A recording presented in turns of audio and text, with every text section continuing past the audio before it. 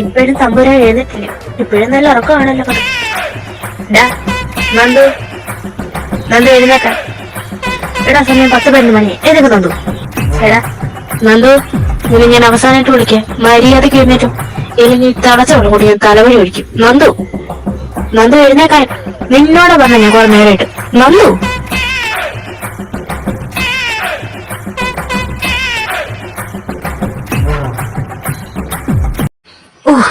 എഴുന്നേറ്റ് ഞാൻ.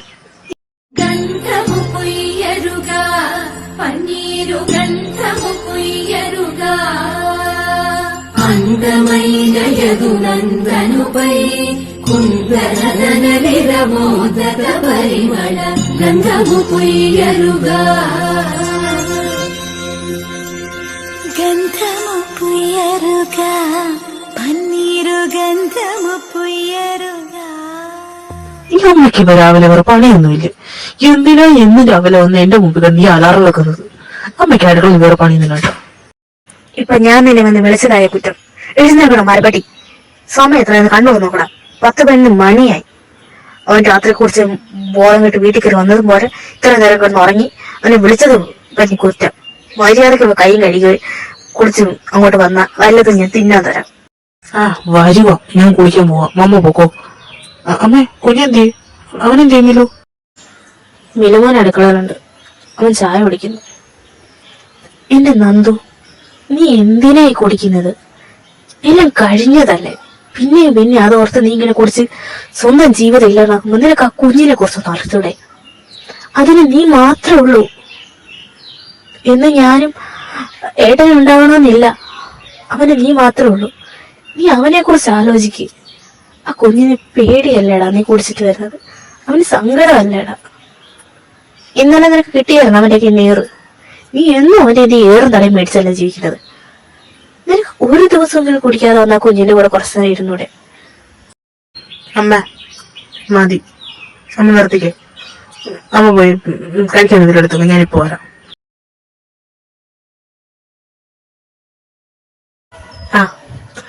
ഏട്ടൻ ജോഗ്യം കഴിഞ്ഞെത്തിയോ? വാ കുളിച്ചിട്ട് വരാം. ഞാൻ ബ്രേക്ക്ഫാസ്റ്റ് എടുത്തോക്കാം. ശരി ഏട്ടാ. ഞാനിപ്പോ ഫ്രഷ് ആയിട്ട് വരാടോ. എവിടെ നമ്മുടെ സൽപുത്രൻ എഴുന്നേറ്റോ? സമയത്ര ആയല്ലോ. പിന്നെ മിലുമോൻ എന്തേ? അവൻ എഴുന്നേറ്റില്ല ഇതുവരെ? ഇല്ല, ഇതുവരെ എഴുന്നേറ്റിട്ടില്ലായിരുന്നു. ഞാനിപ്പോ ചെന്ന് കുത്തി വന്നിട്ട് കുളിക്കാൻ പറഞ്ഞോട്ടു. പിന്നെ മിലുമോൻ അവൻ അടുക്കളയിരുന്ന് ചായ കുടിക്കുന്നു. ഏട്ടൻ പോയി ഫ്രഷ് ആയിട്ട് വാ, ഞാൻ ചായ എടുക്കാം. അമ്മ എന്താ നന്ദൂട്ട? എന്താടാ? അത് എനിക്കൊരു കാര്യം പറയാനുണ്ടാകുമ്മ. അതെനിക്ക് നിന്റെ വിളി കേട്ടപ്പോഴും മനസ്സിലായി നിനക്ക് എന്നോട് എന്തോ പറയാനുണ്ട്. എന്താടാ? അത് പിന്നെ ഇന്നലെ എനിക്ക് മനസ്സിലായി. അവള് വന്നു, നിന്നെ വഴക്ക് പറഞ്ഞു, മിലുമോനോട് സംസാരിച്ചു. ഇതൊക്കെയല്ലേ നീ പറയാൻ പോകുന്നത്? ഇതൊക്കെ നീ എന്നും പറയുന്നത് തന്നെയല്ലേ? അവൾ എന്നും വരുന്നതുമാണ്. പിന്നെന്താ? ഒന്നുമില്ലമ്മ, ഞാൻ മിലൂട്ടന്റെ അടുത്തേക്ക് പോവാം. അമ്മയ്ക്കറിയാൻ മോനെ നിനക്ക് ഒരുപാട് വിഷമമുണ്ടെന്ന്. പക്ഷെ എനിക്ക് നിന്നോട് ഇപ്പൊ ഇങ്ങനെ പെരുമാറാനേ പറ്റും. എല്ലാം നിന്റെ നല്ലതിന് വേണ്ടിയിട്ടാണ്.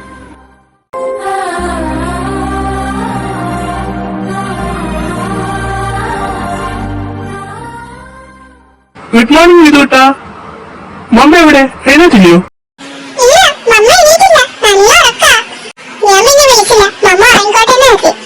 നിന്റെ മമ്മ കുറച്ചു നേരം കൂടെ ഇറങ്ങട്ടെ.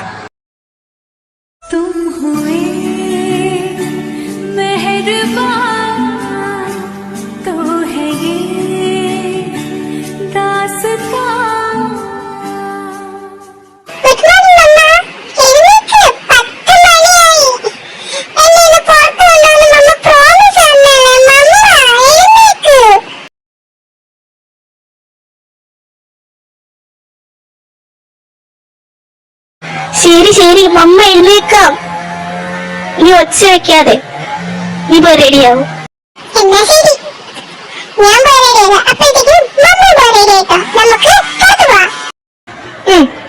ശരി, മമ്മ പോയി കുളിച്ചിട്ട് കുളിച്ചിട്ട് വരാം. അപ്പോഴത്തേക്കും വീട്ടോട്ടും താഴെ ചെന്ന് ഫുഡൊക്കെ കഴിച്ച് റെഡിയായി നിൽക്കും. ഗുഡ് മോർണിംഗ് ഏട്ടത്തി. ഏട്ടൻ എവിടെ? ആ, നീ എഴുന്നേറ്റോ? ഏട്ടൻ പുറത്തുണ്ട് മോളെ, പത്രം വായിക്കാണെന്ന് തോന്നുന്നു. ഹലോ ലേഡീസ്, എന്താണ് ഇവിടെ പരിപാടി?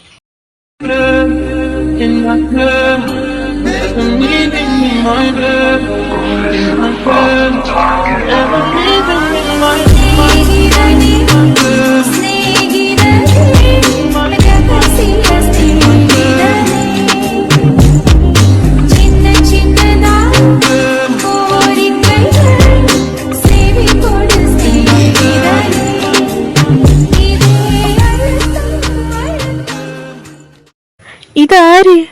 തമ്പുരാന് എപ്പോ എഴുന്നള്ളി അടിയങ്ങളെ കാണാൻ വേണ്ടിയിട്ട്? 3-4 ദിവസമായിട്ട് ഇങ്ങോട്ടും കണ്ടില്ലായിരുന്നല്ലോ. എവിടെ ആയിരുന്നല്ലോ ചേക്കാ നീ? അത് പിന്നെ ഏട്ടത്തി, 3 ദിവസം എനിക്ക് നല്ല വർക്ക് ഉണ്ടായിരുന്നു, അതുകൊണ്ടാണ് ഞാൻ ഇങ്ങോട്ട് വരാതിരുന്നത്. നീ വല്ലതും കഴിച്ചോ ചെറുക്ക? അവിടെ ഒന്നും ഉണ്ടാക്കിയിട്ടില്ല എന്നറിയാം, അതുകൊണ്ടാ ചോദിച്ചത്. ഞാൻ ഇത്ര നേരമായിട്ടൊന്നും കഴിച്ചിട്ടില്ല. ഒരു 10 മിനിറ്റ്, ഞാനിപ്പോ വരാം. ഡോക്ടറിനെ ചെന്ന് കാണട്ടെ. ഇന്നലെ രാത്രി വിളിച്ച് പറഞ്ഞു ഇന്ന് രാവിലെ വന്ന് ഡോക്ടറിനെ കാണണമെന്ന്. അപ്പൊ ഞാൻ അങ്ങോട്ട് ചെല്ലട്ടെ. ഏട്ടത്തി, വല്യേട്ടൻ എവിടെ ഇരിക്കുന്നത്? ഏട്ടൻ പുറത്തില്ലേടാ? അവിടെ ഉണ്ടായിരുന്നല്ലോ, പത്രം വായിക്കായിരുന്നു. വിധു ഉണ്ടായിരുന്നു അവിടെ. ഇല്ല ഏട്ടത്തി, വെളിയിലില്ല ഏട്ടൻ. അകത്തെങ്ങാനും ഉണ്ടായിരിക്കും. വിധുവിനെ വെളിയിലൊന്നും കണ്ടില്ല. ആ, എന്നാ രണ്ടുപേരുടെ അകത്ത് കയറി കാണും. ഏട്ടൻ മുറിയിൽ കാണുമായിരിക്കും, ഏട്ടന്റെ കൺസൾട്ടിംഗ് റൂമിൽ. നീ അങ്ങോട്ട് ചെല്ലു. രാവിലെ എന്തോ കുറെ പേഷ്യൻസ് ഒക്കെ ഉണ്ടെന്ന് പറയുന്ന കേട്ടു. ആ, ലച്ചുമ്മ എഴുന്നേറ്റായിരുന്നു. ഞാൻ കരുതി 12 എഴുന്നേറ്റ് കാണത്തില്ല. പോളെ കൊച്ചേർക്ക, ഈ ഡോക്ടറിനെ കാണാൻ വന്നാണെങ്കിൽ അങ്ങോട്ട് പോകും. എനിക്കിട്ട് രാവിലെ സൊറിയാനിക്കാതെ. ആ, എന്നാ ഞാൻ പോയി ഡോക്ടറിനെ കണ്ടിട്ട് വരാം. എടി, വിധൂട്ടിന് എന്തിടി? വീട്ടോട്ടിന്റെ അകത്തുണ്ടടാ. കഴിഞ്ഞ ആഴ്ച ഞാൻ പറഞ്ഞു ഇന്ന് പുറത്ത് കൊണ്ടുവന്നു. അയാൾ അതിന്റെ എക്സൈറ്റ്മെന്റില്ല. അവിടെ ഭയങ്കര ഒരുക്കമൊക്കെ. എനിക്ക് അറിഞ്ഞൂടാ ഇനി എന്തൊക്കെ കാണിച്ചോണ്ട് ഇറങ്ങി വരണേന്ന്. എന്നാ ശരി, ഞാൻ പോയി ഡോക്ടറെ കണ്ടിട്ട് വന്നിട്ട് വിധൂട്ടിനെ കണ്ടോളാം.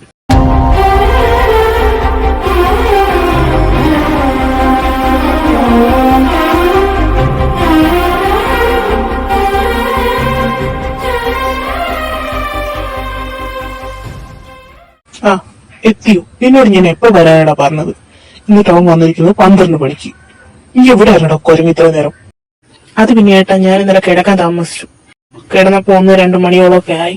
അതാ ഞാൻ താമസിച്ചത്. പിന്നെ എന്റെ കുറെ വർക്ക് ചെയ്ത് തീർന്നുണ്ടായിരുന്നു. എടാ, ഇന്നലെ രണ്ടും കൽപ്പിച്ച് ഞാൻ അവരോട് കാര്യങ്ങളൊക്കെ പറഞ്ഞു. കല്യാണവും മറ്റു കാര്യങ്ങളും എല്ലാം പറഞ്ഞു. പക്ഷേ എനിക്ക് തോന്നുന്നില്ല ഒരു പോസിറ്റീവായിട്ടുള്ള എന്തെങ്കിലും അവരുടെ ഭാഗത്തുനിന്ന് ഉണ്ടാവുമെന്ന്. ഞാൻ ഒത്തിരി പറഞ്ഞു നോക്കി, പിന്നെ പറയാനല്ലേ എന്നെ കൊണ്ട് പറ്റൂ. അറിയാം, അവള് രാത്രി എന്നെ വിളിച്ചിട്ടുണ്ടായിരുന്നു. ഫോൺ എടുത്തപ്പോ ആള് കരച്ചിൽ തുടങ്ങി. പിന്നെ ഞാനും വിചാരിച്ചു കരയാനുള്ളതൊക്കെ കരഞ്ഞു തീർക്കട്ടെ. കരഞ്ഞു കഴിഞ്ഞ അവളും അവളുടെ കരച്ചിൽ കേട്ട് ഞാനും എപ്പോഴും ഒക്കെയാ ഉറങ്ങിയത്. ഞാൻ ഇന്ന് സംസാരിച്ചിരുന്നു. അപ്പോൾ കല്യാണം വേണ്ട, ഒറ്റയ്ക്ക് ജീവിച്ചോളാന്ന് കേടാ പറയുന്നത്. ഞാൻ എന്ത് ചെയ്യാനാടാ? ഞാൻ ഒരുപാട് നിർബന്ധിച്ചു, പിന്നെ ആലോചിക്കാൻ സമയം കൊടുത്തു. എന്നെ കൊണ്ട് ഇപ്പൊ അത്രയ്ക്കല്ലേ പറ്റൂ. കുഞ്ഞി കുട്ടിയൊന്നും അല്ലല്ലോ ഒരടി കൊടുത്ത് ചെയ്യിപ്പിക്കാനൊന്നും. എങ്ങനെ സംസാരിച്ചത്? ഞാൻ പറഞ്ഞു തന്ന പോലെ തന്നെയല്ലേ? സെന്റിയൊക്കെ അടിച്ച് വീഴ്ത്തിയോ അവളെ? എങ്ങനെ വീടാനാ? തനിക്കൊന്ന് സെന്റി അടിക്കാൻ പോലും അറിഞ്ഞൂടല്ലോ. അതുകൊണ്ടല്ലേ അവളെ കല്യാണം വേണ്ട തന്റെ മോത്തൊക്കെ പറഞ്ഞത്. ഛേ, ഞാനായിരുന്നെങ്കിൽ അവളെ സെന്റി അടിച്ച് വീഴ്ത്തി ഇപ്പൊ എപ്പോഴും വളച്ചവളെ കല്യാണം നടത്തി കൊടുത്തന്നെ. ഇങ്ങോർക്കൊന്ന് സെന്റി അടിക്കാൻ പോലും അറിഞ്ഞിട്ടില്ല. ഞാൻ പറഞ്ഞ പോലെ തന്നെയല്ലേ പറഞ്ഞിരിക്കുന്നത്, വേറൊന്നും മാറ്റി പറഞ്ഞിട്ടില്ലല്ലോ. ഓ, നീ പറഞ്ഞതുപോലെ എന്നൊക്കെ പറഞ്ഞു. പിന്നെ നീ പറയാത്തതും കൂടെ ഞാനും പറഞ്ഞു. അവളുടെ കാര്യം പറഞ്ഞപ്പോ വീണില്ല. അപ്പൊ ഞാൻ വിധുവിന്റെ കാര്യം പറഞ്ഞു. അതിൽ അവള് വീണോന്ന് എനിക്ക് തോന്നുന്നു. ആഹാ, അപ്പൊ ഡോക്ടറുടെ ബുദ്ധിയൊക്കെ ഉണ്ടല്ലോ. അത് നന്നായി വിധുവിന്റെ കാര്യം പറഞ്ഞ അവള് നിർബന്ധിച്ചത്. ഇല്ലെങ്കിൽ ചിലപ്പോ ഒന്നിനും സമ്മതിക്കില്ല. വിധു ആവുമ്പം അവളെല്ലാം ശരിയായിക്കോളും. എടാ, പക്ഷെ എനിക്ക് തോന്നുന്നില്ല അവള് സമ്മതിക്കുമെന്ന്. വിധുവിന്റെ കാര്യം പറഞ്ഞപ്പോ അവള് ചെറുതായിട്ടൊന്ന് ആടി ഉലഞ്ഞു. പക്ഷെ എന്നാലും എനിക്കൊരു സംശയം, അവള് സമ്മതിക്കുമോ എന്ന്. അവള് സമ്മതിച്ചില്ലെങ്കിൽ എന്റെ കൈ വേറെ പ്ലാൻ ഉണ്ട്. അത് എക്സിക്യൂട്ട് ചെയ്യാൻ തന്നെ ഞാൻ ഇങ്ങോട്ട് വന്നിരിക്കുന്നു. ഈ പ്ലാനിൽ അവളെ വീഴും, അതെനിക്ക് ഉറപ്പാ. അവൾ മൂക്കടിച്ചത് അല്ല മൂക്കും കൊത്തി എന്റെ പ്ലാനിൽ വീഴും, തന്റെ പ്ലാനിൽ വീണുകയും. നീ എന്തൊക്കെയാ പ്ലാൻ ചെയ്ത് വെച്ചിരിക്കുന്നത്? അപ്പൊ നമ്മള് പ്ലാൻ ചെയ്തോന്നല്ലാണ്ട് നിന്റെ കയ്യിൽ വേറെ ഉണ്ടോ പ്ലാനിങ് ഒക്കെ? നീ അപ്പം ഞങ്ങൾക്ക് പറഞ്ഞു തന്നല്ലാതെ വേറെയും പ്ലാനിങ് ഒക്കെ ചെയ്തിട്ടുണ്ടോ? അതെന്താടാ, ഞങ്ങളോടും കൂടെ ഒന്ന് പറയാടാ. അതൊന്നും നിങ്ങൾ തൽക്കാലം അറിയണ്ട. അപ്പം തിന്നാ പോരെ, എന്തിനാ അത് ഇടുന്ന കുഴിയും കൂടെ എണ്ണിക്കൊണ്ടിരിക്കണേ? നിങ്ങൾക്ക് ഇപ്പൊ ലച്ചുവിന്റെ കല്യാണം നടക്കണം, അത്രയല്ലേ ഉള്ളൂ. അത് നടക്കും. എന്നാ ശരി, ഞാൻ പോയി, എനിക്ക് വിശക്കുന്നു. ഏട്ടത്തിയോട് ഫുഡ് എടുത്ത് വെച്ചോളൂ. അപ്പം ഡോക്ടർ ബൈ.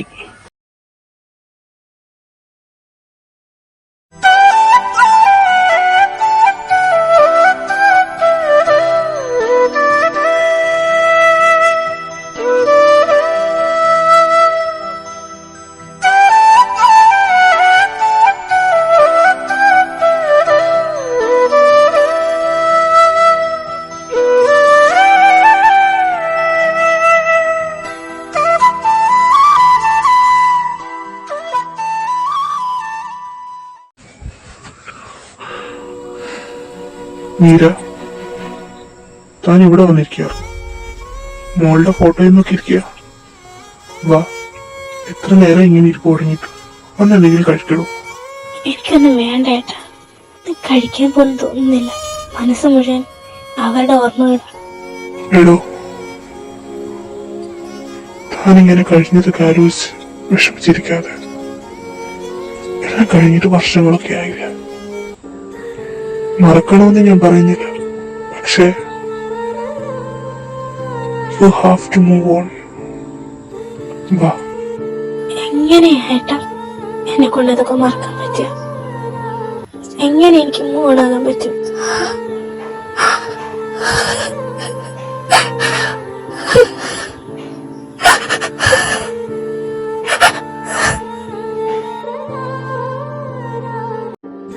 എടോ, കരഞ്ഞു വിഷമിക്കാതെ തന്നെ എങ്ങനെ സമാധാനിപ്പിക്കണമെന്ന് പോലും എനിക്കറിയില്ല.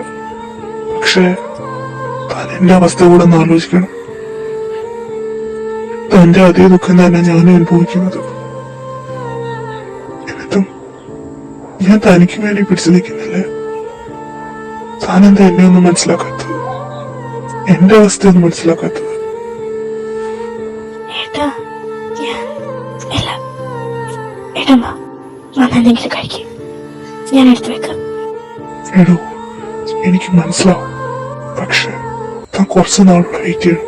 തന്നെ ഞാൻ കൊണ്ടുപോയി കാണിച്ചു തരാം. പക്ഷെ നീ കുറച്ച് നാളുകൂടെ വെയിറ്റ് ചെയ്യേണ്ടി വരും. അറിയാം ഏട്ടാ, എനിക്കറിയാം. ഞാൻ കാത്തിരുന്നോളാം, എത്ര നാള് വേണമെങ്കിലും. എനിക്ക് എന്റെ കുഞ്ഞുങ്ങളെ എന്നെ കണ്ടാൽ മാത്രം മതി. അത് ദൂരെ നിന്നാണെങ്കിലും ഞാൻ നോക്കി കണ്ടോളാം. പക്ഷെ എന്നെ അവരെ കാണിക്കാതിരിക്കില്ല ഏട്ടാ. ഒരു നോക്കെങ്കിലും എന്റെ മോന്റെ കുഞ്ഞിനെ എനിക്കൊന്ന് കാണണം. തന്നെ ഞാൻ കാണിച്ചു തരാം, ഉറപ്പായിട്ട് തന്നെ ഞാൻ കൊണ്ടുപോകും. പക്ഷെ അത് ദൂരെ നിന്ന് കാണാനല്ല, അവരുടെ ഒപ്പം അവനൊപ്പം തനിക്ക് ഇഷ്ടമുള്ള അത്ര സമയം ചെലവഴിക്കാം.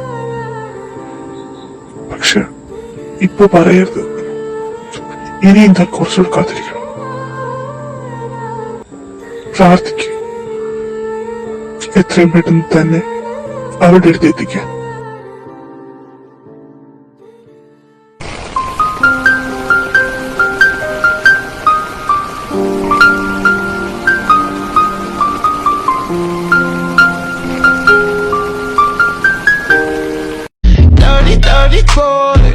You know everyone is talking on the scene.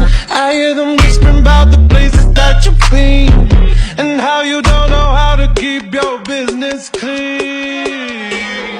Mommy,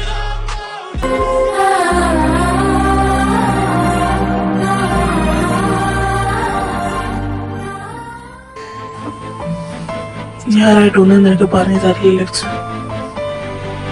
എല്ലാം നീ അറിയാൻ സമയമാകുന്നതേ ഉള്ളൂ. ഇപ്പൊ നീ അനുഭവിക്കുന്ന സങ്കടവും വിഷമവും എല്ലാം എനിക്ക് മനസ്സിലാവും. പക്ഷെ ഞാനായിട്ട് നിന്നോടൊന്നും പറയില്ല. എല്ലാം അറിയേണ്ട വിധത്തിൽ അറിയേണ്ടവർ നിന്നെ അറിയിക്കും. അതുവരെ എനിക്ക് നിന്റെ ഈ സങ്കടം കാണാനേ പറ്റും.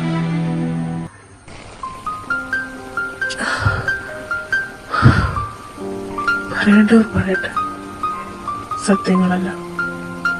നീ കാത്തിരിക്കും.